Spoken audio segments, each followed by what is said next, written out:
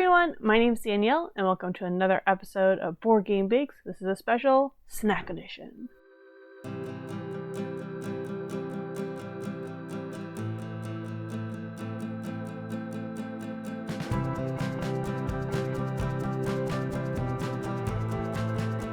Where I was decorating the lantern cookies for about the 4th hour or so, I realized that no one's probably going to recreate those, so I want to make something you could actually make at home. So we're going to make some mozzarella meatballs.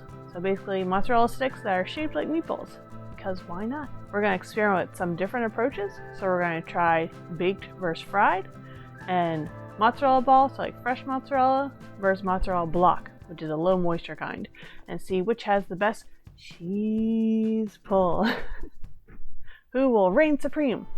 Let's find out. To begin, cut your chosen mozzarella into slices, ideally 1/4 to 1/2 inch thick for both types. For your fresh mozzarella, a regular ball can simply be cut into 4 pieces, and you'll be close enough.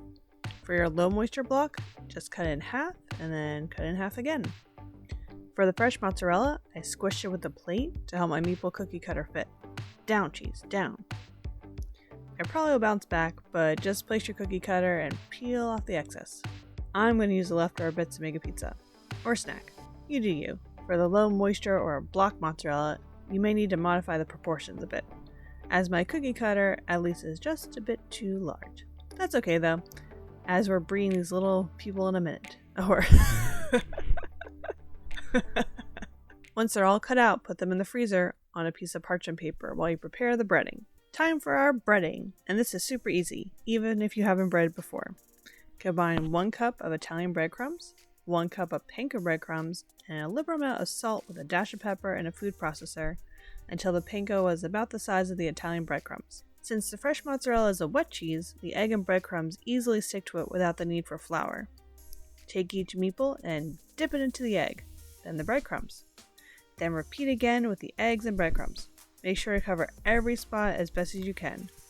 I took a second to squish in the bits to make sure the meeple kept its shape. Since the low moisture mozzarella is more dry, I recommend using flour to help your egg adhere. Start by dipping the meeple in flour, then egg, and finally breadcrumbs. Repeat all 3 steps again. After all of your meeple have been breaded, place them in the freezer for about ½ an hour, which is a perfect amount of time to heat up all of your oil or preheat your oven. To bake, preheat your oven to 400 degrees Fahrenheit, and to fry, bring your oil to a steady 350 degrees Fahrenheit. For frying your mozziples, meeple sticks, whatever you want to call them, submerge them in the oil. Cook 2 minutes on one side, and then flip and cook an additional 1 to 2 minutes. Once they look golden brown, remove and place on a paper towel or rack and cool and drain. To bake the meeple matzahs, cheese-filled meeple, cook for 10 to 12 minutes. You know they're done when at least one starts oozing out a bit. Time for the best part, cheese pulls. As I see which one works best. When it comes to frying or baking, frying is always going to win. The texture and crunch is much more satisfying with the fried breading, and it's just what you come to expect. However, both taste good.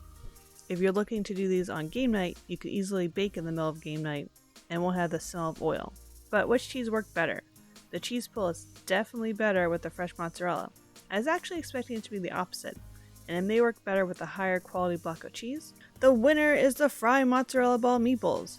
If you have time and want to wow your friends, go with these mozziples.